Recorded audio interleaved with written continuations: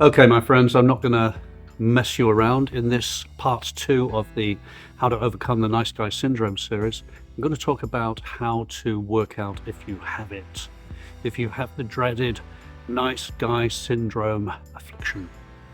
So, in order to not muck you around, I'm just going to let you know now that if you click on the links below, you can go to a Google Docs and you can do a questionnaire, or if you so desire, you can download a PDF, all of which has got some great information for you. It's all part of this unofficial course. So to business. There are certain things that can betray the nice guy syndrome to you, and those include terminal agreeableness, which is largely a feminized trait. They can be the favor paradox, which is where you can't say no to people. You say yes to everybody and you expect your output to be reciprocated, and it isn't. And also you have pedestals and idealization, where you're going to pedestalize people. Now this doesn't have to be about sex and romance. It can be that just generally you pedestalize people. And then you've got the schedule leak.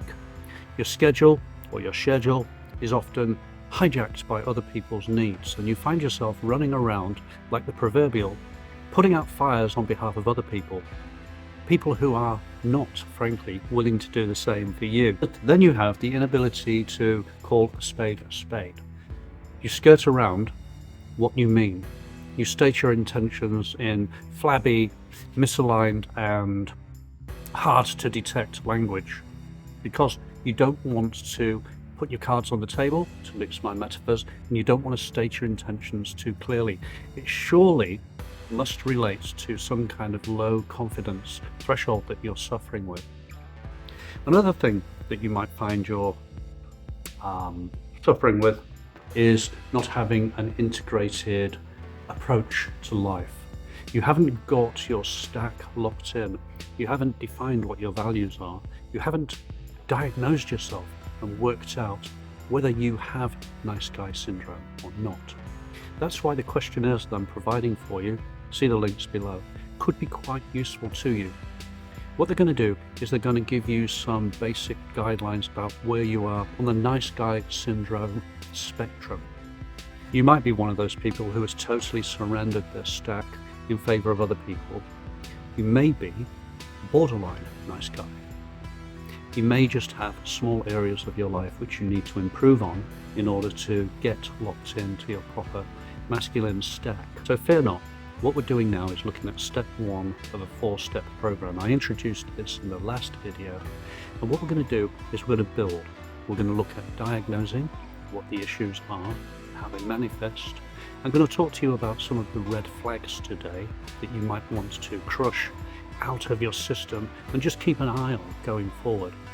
Then further down the line we can look at some of the mythologies surrounding nice guy syndrome.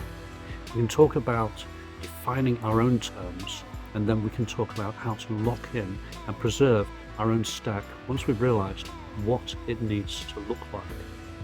So stick with me for a little while and we'll talk next about some of the red flags that you might want to look to as you go forward. Having done the questionnaire and having diagnosed your situation, let's look at some of the red flags that are going to alert you to the resurgence and the return of your nice guy syndrome. Most people consume without subscribing. I do it myself regularly with other channels, so I understand. But if you do get an opportunity to hit the bell, or hit a like, or make a comment, or subscribe, hey, there are 4 choices, 4 ways that you can make this old man happy. And so, going forward, red flag number 1. You find your schedule defined by other people. You find yourself running around attending to the needs of other people because you simply can't say no. You've been so much of a nice guy and you're trying to accommodate other people so much that now they're taking advantage. So red flag number 1, when you find that your schedule is not being met because it favors other people's needs, that's a red flag you need to stamp out. How so? Well, the first thing you need to do is to establish what your schedule is and then live and breathe by your schedule. So, eliminate red flag. Stop allowing your schedule to be hijacked by other people. Red flag number 2 is stop tolerating bad behavior from others.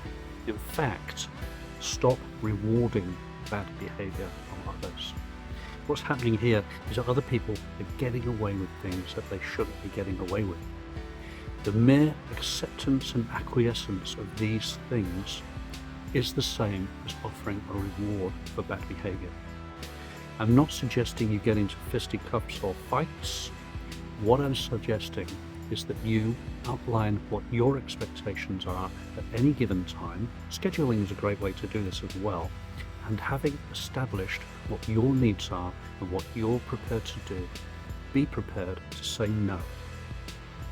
Once you start doing that, you're going to become like kryptonite to those people who wish to take advantage of your nice guy syndrome. It's time to eliminate that. It's time to lock in some positive stack. Red flag number 3 is that you tend to be agreeable all the time. And because you're agreeable all the time, not only can you not say no to people, you tend to accept slights, insults, things that compromise your own values, stacks and philosophy. Just let them ride.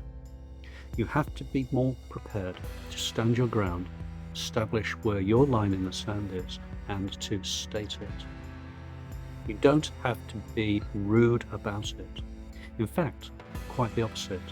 If you can smile and say with quiet confidence, actually, this is what I stand for, and then follow it up with what you stand for, that is a great way to get your stack back. Practice this on strangers. Practice this on people in the supermarket, behind the counter. Practice using the idea that what you stand for is valuable to you and you're prepared to stand by it. So, if you find yourself becoming too amenable, too agreeable, crush it, stop it, nip it in the bud, and watch out for that red flag. Red flag number 4 is that you don't establish boundaries.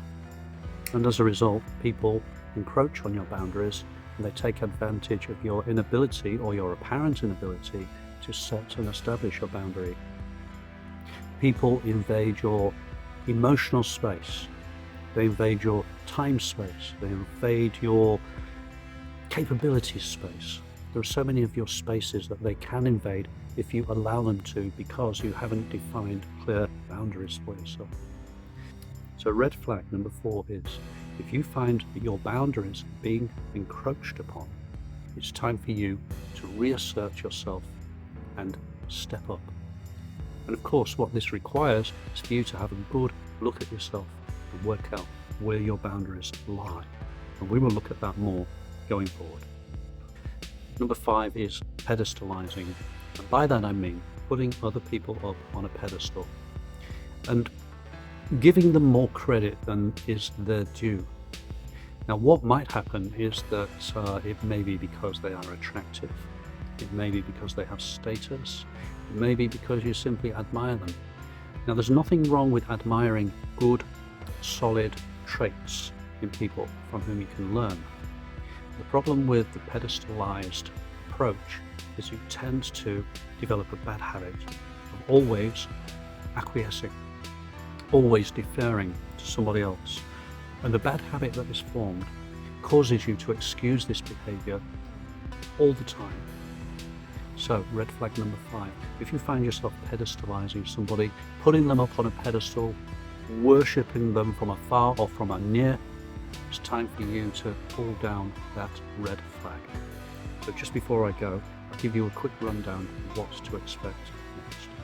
In our next episode, we will look at how to detect a friend zone gaslighter.